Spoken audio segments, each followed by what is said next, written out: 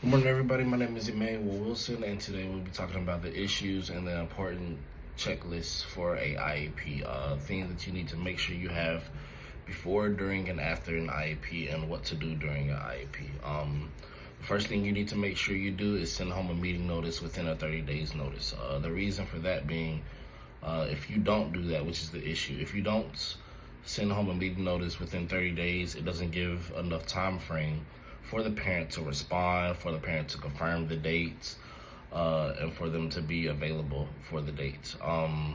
You also need to make sure you have a location, team members, and work samples before you attend the meeting. The issue with that is if you do not have those things, like a location, you don't want to be scrambling for a location at the last minute. Work samples, parents always want to make sure their student is, or their child is, casually progressing throughout the year.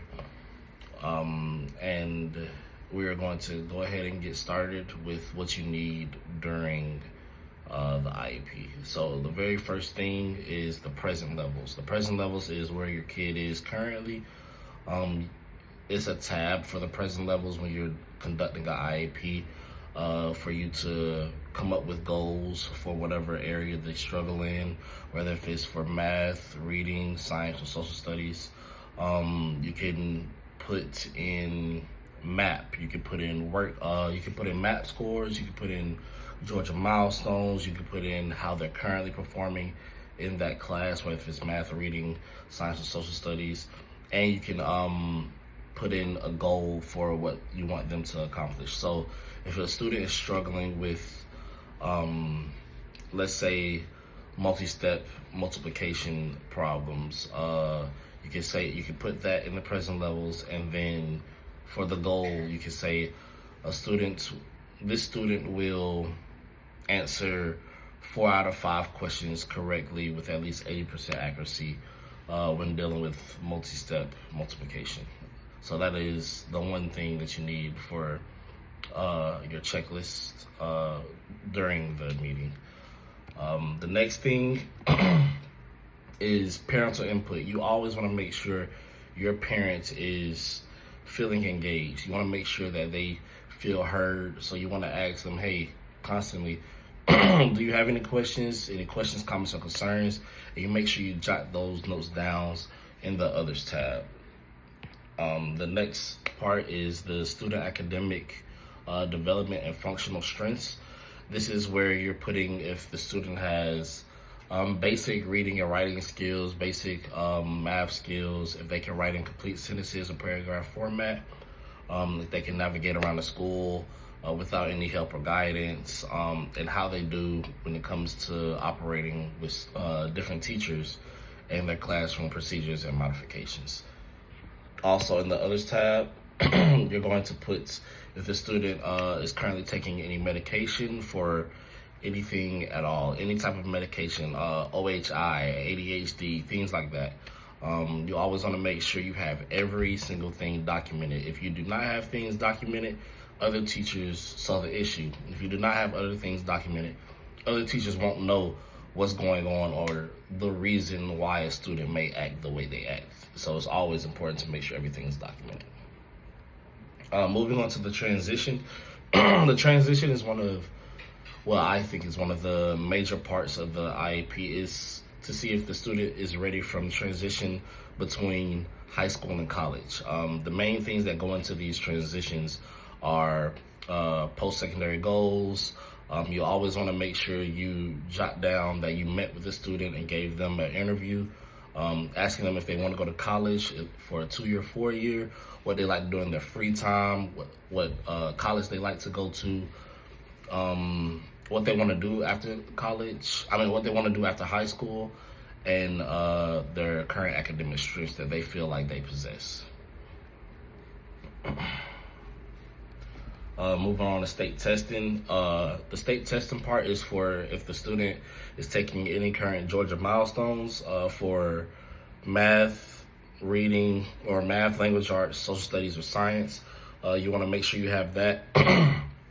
The issue with that, if you don't have that, you can't see the growth and progression throughout the years as they're in high school. So whenever they take a Georgia milestone end of course, you always want to make sure you have that jotted down so that you can see if they're a progressing learner or if they didn't progress at all. You always want to make sure you have some type of data that you can jot down and have. Moving on to student supports. Now this is another key ingredient to having a IEP meeting, and if you do not have any type of student supports in your IEP, then it will be bad. It's just going to be bad. The student supports literally is what it is. It helps the students be a student on a day-to-day basis. Some students may have extended time. Some students may have small group setting. Some students may have accessible formats such as large braille or a large print that they need. Some students may even need different types of classroom and testing accommodations. So it's very important to make sure the student have student supports. Next is the extended school year. So extended school year is for when students are out of school for a significant amount of time for a specific reason, to the point where if they need extended school year at the end of the year, unfortunately, they would have to stay back for the remainder of the summer and complete whatever class they have. It's not the same as summer school, but unfortunately it is during the summer. Next, you will discuss if the student needs special transportation. And that is just a yes or no question. Does the student need special transportation?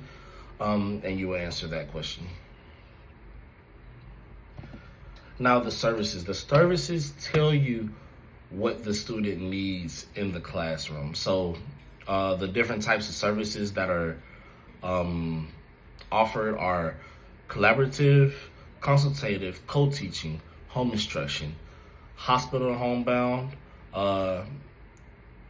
residential, separate school, small group, and supportive instruction. For the most part, you really want to make sure that you look at the student's schedule and you can tell what type of service they have. If they have a 0.9, that means they're small group. If they have a 0.0, that means this consultative. If you do not have small group listed in the 0.9 class, or if you don't have co-teaching is also 0.9. If you don't have co-teaching listed in the small group class, it doesn't support them, and you will have to go back to the student supports, change that up, and it just causes a whole lot of confusion, especially when a parent knows that the student needs support in a certain class. So you always want to make sure you have those things written down with small group and co-teaching, whichever class that the student needs. Okay.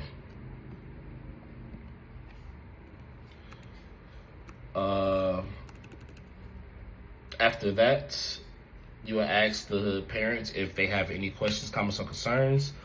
If not, then you will hand them the signature page. So the student, the parent, the co-teacher, and the LEA, and yourself, or whoever's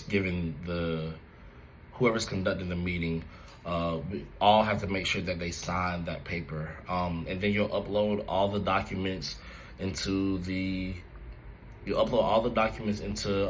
IEP and make sure that's submitted, and then you will like to audit the IEP and submit the IEP, and that is it. You always got to make sure that you have every single piece for this IEP. If you don't have one piece, the whole IEP can go wrong.